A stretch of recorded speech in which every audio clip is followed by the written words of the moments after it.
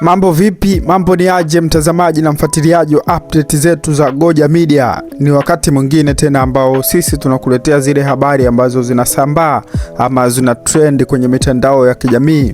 Yes, na habari ambayo tuko nayo hivi sasa ama tunakuletea hivi sasa ni kwamba aliyekuwa mwenyekiti wa zamani wa klabu ya Simba Murtaza Mangungu tayari ameondoka ama ameondoshwa katika nafasi hiyo ya uwenyekiti, lakini pia ameondoshwa katika klabu ya Simba.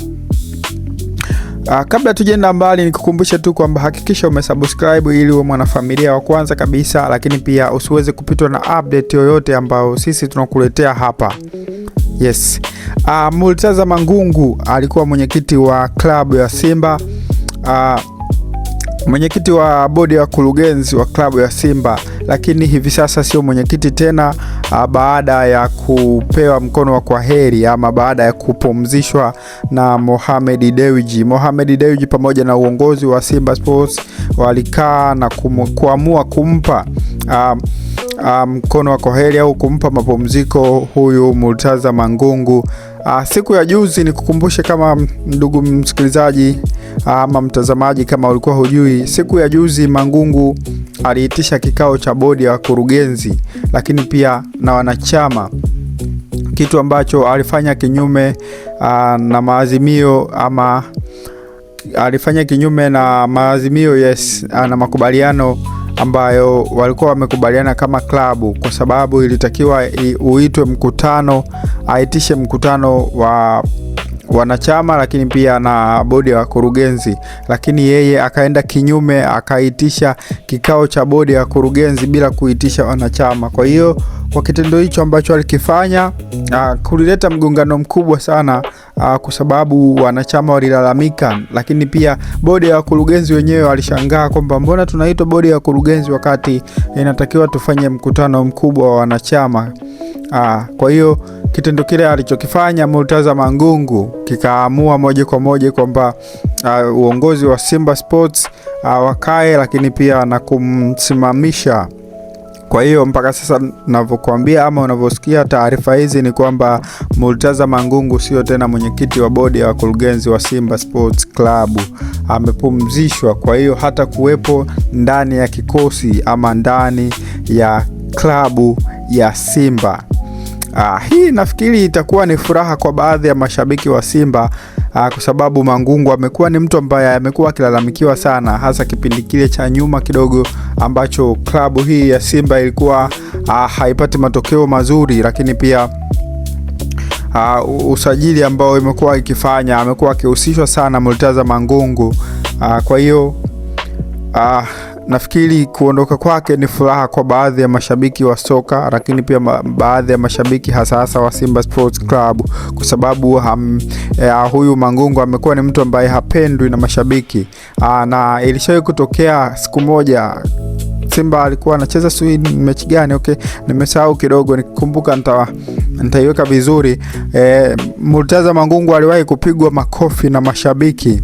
Kwa hiyo ni mtu ambaye alikuwa hapendwi pale ndani ya Simba. Kwa hiyo kuondoka kwake kunaweza kukawa ni furaha kwa baadhi ya mashabiki wa Simba Sports Club, lakini pia nahisi wenyewe klabu kama klabu maybe wamechoka, mpaka mtu anapewa ama anaamua kupumzishwa uongozi. Mtu kama mwenyekiti wa bodi ya wakurugenzi ni wadhifa mkubwa sana ndani ya klabu, lakini pia ni cheo kikubwa ambacho walikuwa nacho, ni heshima kubwa, lakini ameamua kupumzishwa. Maybe viongozi wameona kwamba this is too much, umetuzoea Mangungu, kila kitu wewe, afu istoshe mashabiki hawakupendi.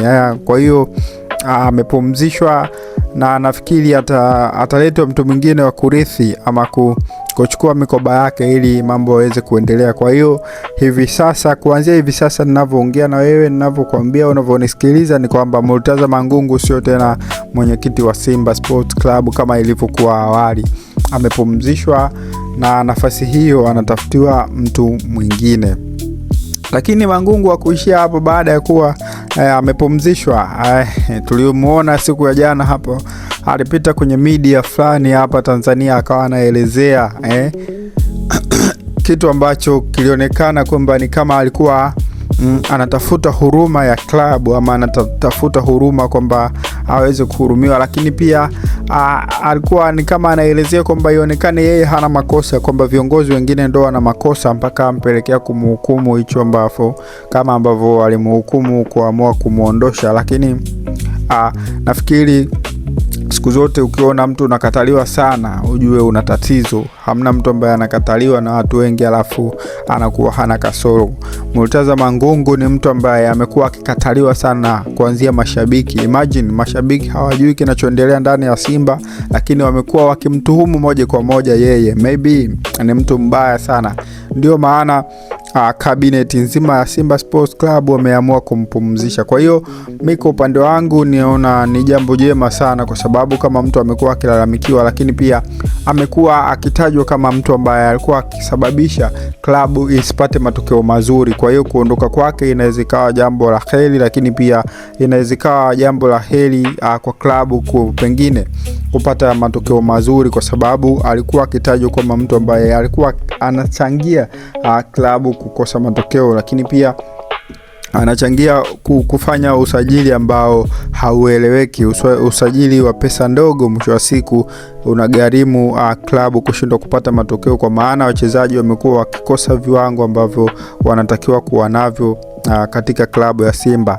Ikumbukwe tu kwamba Simba ni klabu kubwa ambayo inashiriki mashindano mengi, lakini pia ni klabu ambayo imekuwa ikitajwa moja ya vilabu Afrika ambavyo vinaleta ushindani. Sasa inapokuja swala la usajili, unasajili wachezaji ambao pengine hawana uwezo mkubwa, inakuwa ni unairudisha timu nyuma, kwa sababu mashabiki wa mpira wanategemea kuona ushindani mkubwa katika klabu yao, lakini pia wanatamani kupata matokeo karibia kila mechi, kwa sababu Simba ni klabu ambayo ina mashabiki wengi katika nchi hii ya Tanzania, lakini pia nje ya Tanzania.